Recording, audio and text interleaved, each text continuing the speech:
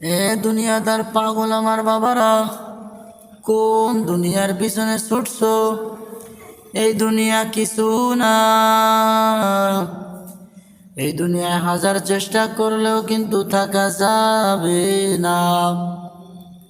বাবা, মাঝে মাঝে আমি মনকে বুঝাও, কবে দুনিয়ায় আসলা? আবার কার ইশারায় চেহারার মধ্যে দাঁড়িয়ে উঠলো? কোন রং তুলে আসিয়া চেহারার কালো দাড়িগুলো সাদা রং করা শুরু করিয়া দিল? কে তোমার আমার কানের পাওয়ারকে কমাইতে শুরু করিয়া দিল?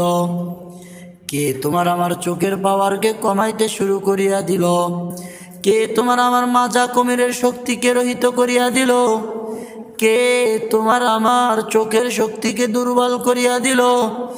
কে তোমার আমার যৌবনানিত্যকে আস্তে আস্তে কমাইয়া দিল, নষ্ট করিয়া দিল? বাবা, যেমন একটা রাখাল প্রত্যেকটা দিন বিকালবেলা তার গরু ছাগলগুলোকে হাঁকাইতে হাঁকাইতে হাঁকাইতে নিজের বাড়ির দিকে রওনা করে, ঠিক তেমনি প্রত্যেকটা দিন তোমাকে আমাকে হাঁকাইতে হাঁকাইতে আজরাইল আলাইহিস সালাতু ওয়াস সালাম ওই কবরের দিকে রওনা করলো। বাবা, কেউ তো কবরের কিনারায় ঘোরাঘুরি শুরু করিয়া দিলা। বাবা, কেউ তো এক পা কবরে আর এক পা দুনিয়ায়। বাবা, কেউ কবরে নামিয়া গেলা। বাবা, এখনো কি বুঝবা না? এখনো কি মাওলাকে সেজদা দিবা না?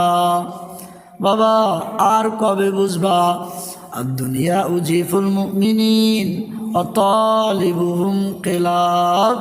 আল্লাহ রসুল সাল্লাল্লাহু আলাইহি ওয়াসাল্লাম বলেন, এই দুনিয়া হলো একটা কুত্তার ন্যায়, মরা গরুর ন্যায়। মরা গরুর পিছনে যেমন কুত্তাগুলো দৌড়াইতে থাকে তার পিছু নেয়, ঠিক তেমনি তুমি আমি এই দুনিয়ার পিছু নিয়েছি। কিন্তু হাজার চেষ্টাও করলে কিন্তু এই দুনিয়ায় থাকা যাবে না। কাজে বাবা, মুমিন মুত্তাকিন বলতে সবারই মনে চায় গুনার কাজ ছাড়িয়া নেকের আমল ধরিয়া কলব নরম করিয়া চোখে পানি নিয়া মাওলার কবরে সবারই কিন্তু যাইতে মনে চায়। তবে বাবা, আমরা কেনই বা পারি না, আর কেনই বা সম্ভব হয় না? একমাত্র নফস এবং শয়তানের ধোকার কারণে।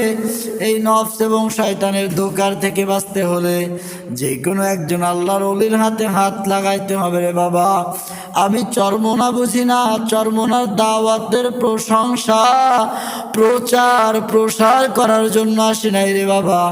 তুমি যেখানে পারো যাও, গুনার কাজ ছাড়ো, নেকের আমল ধরো, কলব নরম করিয়া চোখে পানি নিয়া মাওলার কবরে যাও, তাতে আমার কোনো দুঃখ নাই। তবে বাবা, যে কোনো একজন আল্লাহর ওলিরে বন্ধু বানায় তারপরে কবরে যাও, কারণ কবরে কারোর পরিচয় চলবে না।